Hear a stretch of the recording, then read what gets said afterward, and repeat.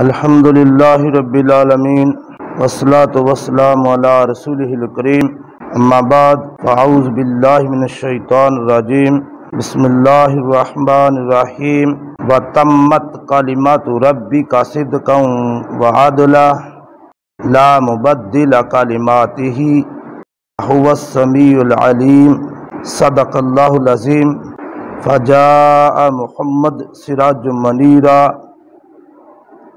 فصلوا علیہ کثیرا کثیرا سورۃ الانعام آیت نمبر 115 8واں پارہ ارشاد باری تعالی وتمت کلمات ربک صدقا وعدلا، اور آپ کے رب کی بات سچی اور انصاف والی ہے، لا مبدل لکلماتہ، اور اس کی باتوں کو کوئی بھی بدلنے والا نہیں، وَهُوَ السَّمِيعُ الْعَلِيمُ، اور وہ خوب سننے والا جاننے والا ہے۔ یہ اس کا ترجمہ ہے۔ تفسیر اس کی پچھلی آیت کے مناسبت سے ہی ہے کہ مشرکین مکہ مختلف قسم کے حربے اختیار کرتے، اور انہوں نے ایک نیا حربہ اختیار کیا کہ چلو کسی دوسرے سے فیصلہ کروا لیتے ہیں، اور خصوصاً وہ چاہتے تھے کہ یہودیوں کے کسی عالم سے فیصلہ کرواتے ہیں۔ کبھی وہ مغیرہ بن ولید کا نام لیتے کہ یہ سخت دشمن تھا حضور نبی اکرم صلی اللہ علیہ وسلم کا، اور کبھی وہ کسی یہودی کا نام لیتے کہ اس سے فیصلہ کرواتے ہیں۔ تو اللہ نے اس کا جواب دیا، اور قرآن پاک کی یہاں ان دو صورتوں میں، پچھلی 114 اور 115 میں، دونوں آیتوں میں اللہ رب العالمین نے قرآن پاک کی 8 صفات کا تذکرہ فرمایا ہے کہ تم یہ کہتے ہو کہ چلو یہودیوں سے یا کسی دوسرے سے فیصلہ کروا لیں، کہ کیا یہ واقعی اللہ کی سچی کتاب ہے؟ تو آپ صلی اللہ علیہ وسلم نے اس کا ایک جواب یہ دیا کہ میں اللہ کو چھوڑ کر کسی اور کو کیوں حکم بناؤں؟ هو الذی، وہ ذات وہ ہے، انزل الیکم، کہ یہ اللہ نے نازل کیا ہے، ایک صفت۔ دوسری فرمائی کتاب مفصلہ، یہ مفصل کتاب ہے۔ اللہ اکبر۔ پہلی بات یہ کہ یہ اللہ کی طرف سے نازل کردہ ہے، دوسری یہ کہ یہ مفصل کتاب ہے، اور تیسری بات یہ کہ وہ جو پہلے جن لوگوں کو کتابیں دی گئیں وہ جانتے ہیں کہ یہ اللہ کی طرف سے منزل ہے، یہ اللہ کی طرف سے نازل کردہ ہے، وہ یہ بات جانتے ہیں۔ اور چوتھی بات یہ کہ یہ بالحق، یہ حق پر مبنی ہے، اسے بھی انہیں پتا ہے۔ جن کے پاس تم فیصلہ کروانے جا رہے ہو یا جن کو تم اپنا منصف بنانا چاہتے ہو، وہ تو پہلے ہی جانتے ہیں کہ یہ اللہ کی طرف سے نازل کردہ ہے اور یہ حق ہے۔ یہ 4 صفات جو تھیں وہ پچھلی 114 نمبر آیت میں اللہ نے بیان فرمائی، 4 اس 115 نمبر میں اللہ رب العالمین نے بیان فرمائی ہے۔ وتمت کلمات، اللہ کی بات مکمل ہے، فیصلہ تو اس کا ہو جو نامکمل ہو۔ کسی چیز میں کوئی سکم باقی رہ جائے تو پھر اس کا فیصلہ ہوتا ہے، جب یہ ہے ہی مکمل تو اس کا فیصلہ کیوں کسی سے کروائیں؟ اور ایک بات یہاں یہ بھی ہے کہ یہ کامل ہے، یہ مکمل ہے، کسی نئی چیز کی اب قیامت تک ضرورت نہیں رہی، کسی نئی کتاب کی ضرورت نہیں رہی، کسی نئے نبی کی ضرورت نہیں رہی۔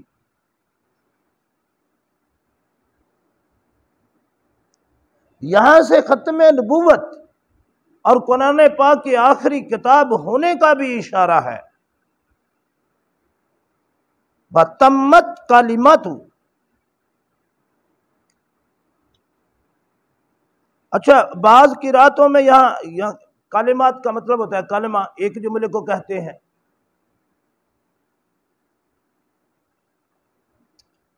اصل میں قرآن پاک ہے ہی ایک بات اللہ کی۔ جیسے ہم جمعے کے خطبے کو اتنی باتیں ہوتی ہیں لیکن اسے خطبہ کہہ دیتے ہیں، یعنی خطبہ کیا ہے یہ بھی ایک بات ہے۔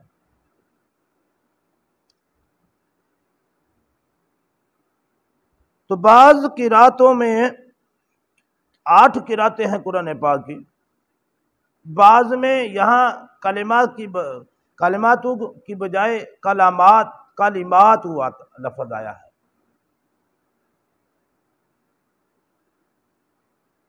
یعنی اللہ کی باتیں۔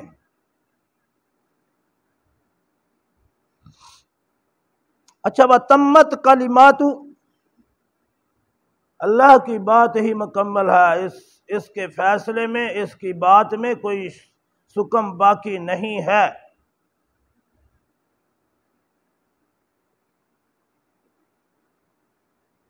ربی کا تمہارا رب،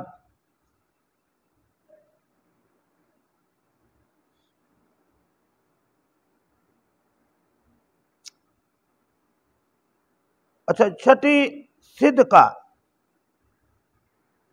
کہ یہ سچی ہے، اس میں کسی قسم کا کوئی شک و شبہ ہی نہیں ہے۔ اللہ اکبر۔ قرآن پاک میں ایسی چیزیں بیان ہوئی ہیں کہ وقت کے ساتھ ساتھ وہ اب نمایاں ہو رہی ہے۔ مسلمان تو پچھلے 150-200 سال سے تنزلی کا شکار ہوئے ہیں، اور پھر اس معاملے پر جو تاریخی واقعات قرآن پاک میں آئے ہیں ان کی طرف کوئی خاص جو ہے وہ ریسرچ نہیں ہو سکی۔ اب جو آثار قدیمہ کا علم ہے اس نے بڑی ترقی کر لی ہے، زمین کی کھدائیاں ہو رہی ہیں، اور پرانے جو لوگ ہیں ان کے حالات و واقعات کا مطالعہ ہو رہا ہے۔ تو غیر مسلم جب وہ زیادہ اس معاملے میں آگے بڑھ گئے ہیں۔ ہمارے ہاں تو کچھ لوگوں نے اس جدید علم کو علم ماننے سے انکار کر دیا، یہ بھی ایک ستم ظریفی ہے۔ حالانکہ یہ جدید علم جو ہے، یہ سائنس جو ہے، اس کی بنیاد رکھنے والے مسلمان ہیں۔ ہر ایک سائنس کی، ہر ایک شاخ کی بنیاد مسلمانوں نے رکھی ہے۔ جب مسلمان تنزلی کا شکار ہوئے تو پھر یہ غیر مسلموں نے اس کو آگے بڑھایا ہے۔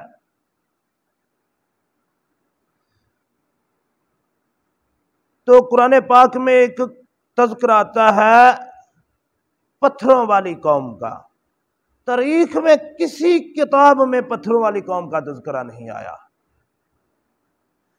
اب یہ قوم کسی علاقے میں جو ماہرین آثار قدیمہ ہیں انہوں نے ایجاد کیا، اور انہوں نے کہا کہ ایک قوم ہے پتھروں والی، وہ پتھروں کو ہی پوجتی تھی، وہ پتھروں کی ہی ساری چیزیں بناتی تھی، وہ پتھروں کے وہ سکے بھی، جو روپیہ پیسہ ہے وہ بھی پتھروں کا ہی چلاتے تھے، وہ سارا ہی سسٹم ان کا سارا ہی پتھروں پر تھا۔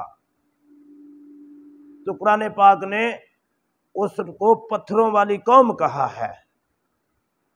بعض لوگوں نے انہیں قوم عاد ہی کہا ہے، لیکن یہ عاد سے ایک الگ قوم ہے۔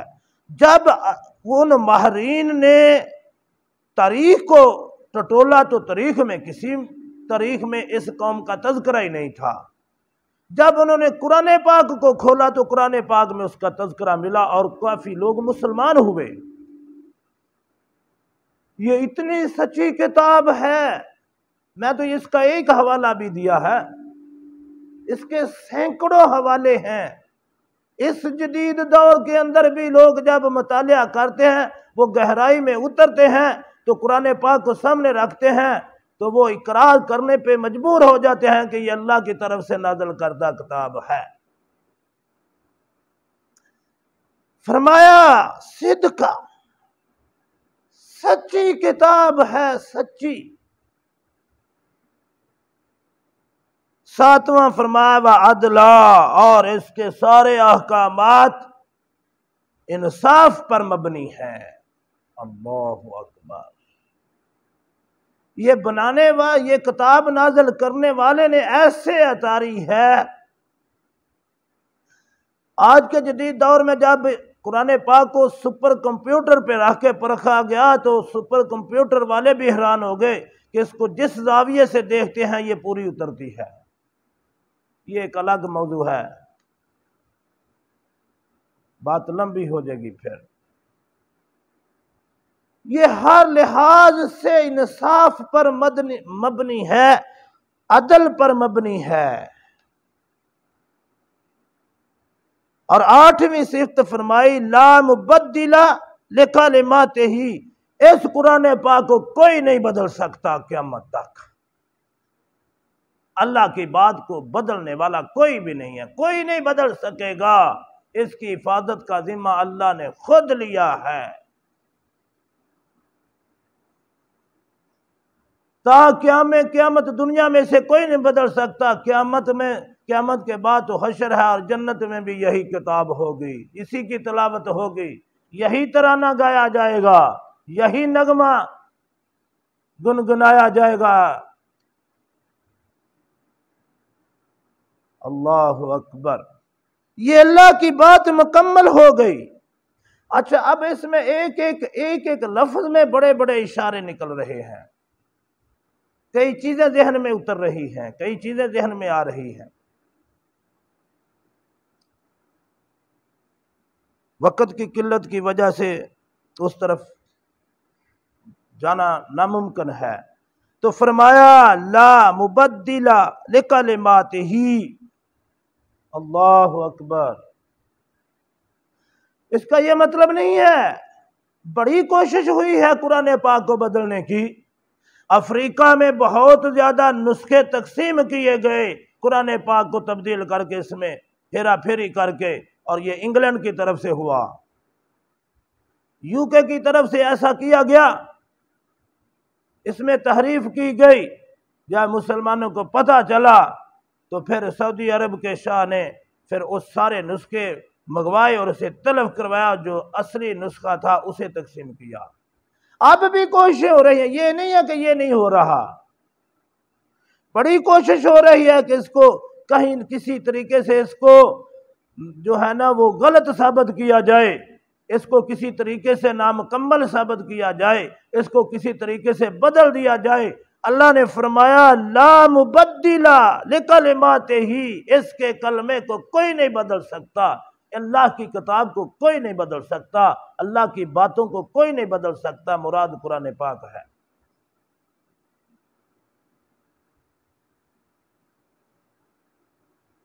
اچھا، اللہ رب العالمین نے آگے اپنے 2 ناموں کا، صفاتی ناموں کا تذکرہ فرمایا ہے، اور بڑا خوبصورت انداز ہے۔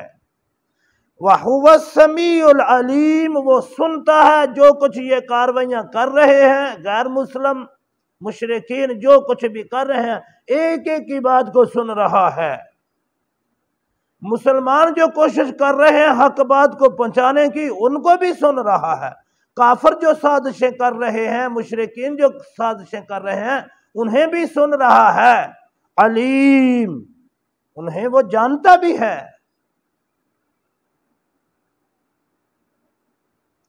یہ علیم کا مطلب یہ ہوتا ہے، علیم کا مطلب عام طور پر کر دیا ہے، ترجمہ کر دیا جاتا ہے جاننے والا، لیکن علیم ایسی ذات کو کہتے ہیں جو دل کے ارادے سے لے کر زبان کے ظاہر تک جانتا ہو۔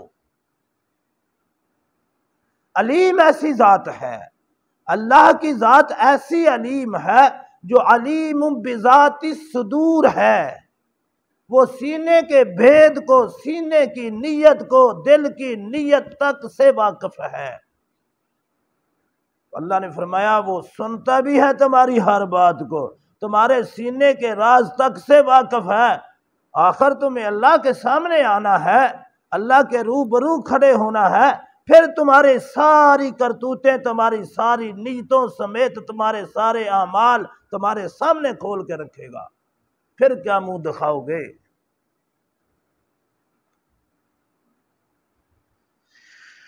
اللہ اکبر۔ وَتَمَّتْ كَلِمَةُ رَبِّكَ صِدْقًا وَعَدْلًا لَا مُبَدِّلَ لِكَلِمَاتِهِ وَهُوَ السَّمِيعُ الْعَلِيمُ۔ صدق اللہ العظیم۔